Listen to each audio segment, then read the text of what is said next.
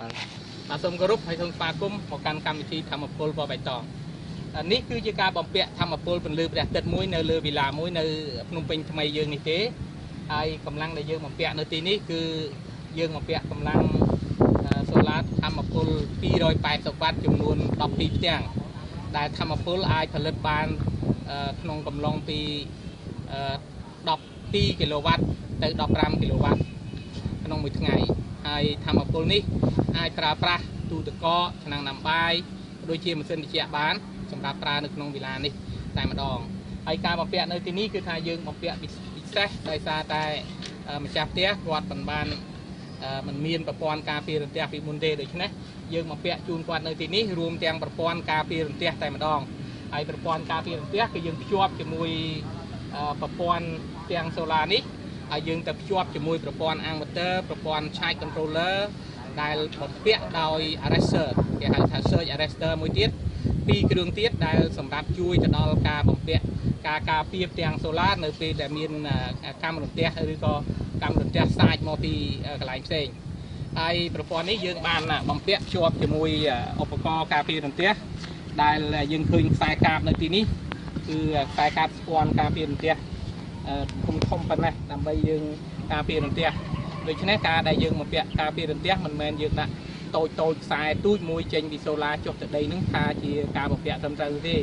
ដើម្បីបំពាក់ការពាររន្ទះឲ្យបានត្រឹមត្រូវគឺថាបងប្អូនត្រូវតែបំពាក់ការពាររន្ទះខ្នាតធំដែលមានខ្សែធំអញ្ចឹងហើយការបំពាក់ជីកនៅក្នុងដីត្រូវមានការវាស់អូមវាស់អីត្រឹមត្រូវគឺថាត្រូវតែយកឲ្យតូចជាង5អូមដើម្បីឲ្យងាយនឹងការដែលស្រូបរន្ទះទាញចុះទៅក្នុងដីហើយការបំពាក់នៅទីនេះគឺថាយើងភ្ជាប់ដើម្បីការពារប្រព័ន្ធក្នុងផ្ទះឯទាំងអស់ត្រូវតែមានដាក់ក្បាលមួយចេញពីកន្លែងនេះទៅទៀតគឺកម្ពស់ហើយជា3ម៉ែត្រទៀតហើយយើងបំពាក់ក្បាលបោះបារាំងមួយយ៉ាងដែលយើងហៅថាក្បាលស្រូបរន្ទះពេលដែលរន្ទះបំរុងនឹងបាញ់គឺថាវាចេញកាំរស្មីឬក៏យើងនិយាយយ៉ាងសាមញ្ញថាវាចេញអ៊ីយ៉ុងវាចេញអគ្គិសនីដើម្បីបន្សាបជាតិរន្ទះកុំឲ្យវាបាញ់ហើយបើមានបាញ់ខ្លាំងក៏វាត្រូវតែទាញចុះតាមខ្សែនេះចុះទៅដីអញ្ចឹងការបំពាក់សូឡាគឺថាត្រូវតែរៀបចំឲ្យមានប្រព័ន្ធគ្រប់ដើម្បីធានាទាំងការការពារទ្រព្យសម្បត្តិរបស់ម្ចាស់ផ្ទះផងក៏ដូចជាការពារបរិក្ខារសូឡានេះផងបាទហើយគម្រោងរបស់អង្គការអ្នកកសាងសមត្ថភាពយើងគម្រោងយើងក៏មានបំពាក់ជូនបងប្អូននៅក្នុងគម្រោងមជ្ឈមណ្ឌលវៃឆ្លាតនេះយើងក៏មានបំពាក់ជូនបងប្អូនទាក់ទងនឹងការប្រើប្រាស់ធម្មពលពន្លឺព្រះអាទិត្យសម្រាប់បូមទឹកដាក់កសិដ្ឋានឬក៏ធ្វើទឹកស្អាតគឺថាយើងចេញទៅពីសូឡាទៅបូមទឹកតែម្ដងមិនបាច់ប្រើអគុយទេហើយយើងអាចបំពាក់ជូនបងប្អូននៅគ្រប់ទិសទីនៅក្នុងប្រទេសជាណាចក្រកម្ពុជាដើម្បីប្រើប្រាស់ធម្មពលពន្លឺព្រះអាទិត្យសម្រាប់ការអភិវឌ្ឍនៅក្នុងសតវត្សទី21ហើយយើងក៏អាចបំពាក់ផងដែរសម្រាប់ຂະຫນາតដាក់គ្រាសគ្រឹះស្ថានមន្ទីរពេទ្យក៏ដូចជារោងចក្រជាដើម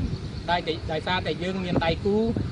ហការអ្នកជំនាញនៅខាងសិង្ហបុរីក៏ដូចជាអ្នកជំនាញមកពីអាមេរិកដែលគាត់ជាដៃគូជាមួយយើងដែលយើងបានចុះ MOU ជាមួយគ្នារួចហើយដូច្នេះបើបងប្អូនត្រូវការអ្នកតំណងមកចាំលើវៃឆ្លាតគម្រោងរបស់អង្គការអ្នកកសាងសមត្ថភាពដែលយើងសប្តាហ៍នេះយើងកំពុងតែអនុវត្តគម្រោងរបស់អង្គការ UNDP នៅក្នុងខេត្តកំពង់ឆ្នាំងបងប្អូនអាចទំនាក់ទំនងសាកសួរព័ត៌មានបានតាមរយៈលេខទូរស័ព្ទ023 630 2002ឬក៏098សំទោស097 308 3000និងលេខាខ្សែទៀតគឺលេខារបស់ខ្ញុំផ្ទាល់គឺ015 709 710ឬបងប្អូនអាចតាក់ទងមកខ្ញុំបានផ្ទាល់តាមលេខទូរស័ព្ទខ្ញុំបានផ្ទាល់គឺ012 277 411បាទសូមអរគុណ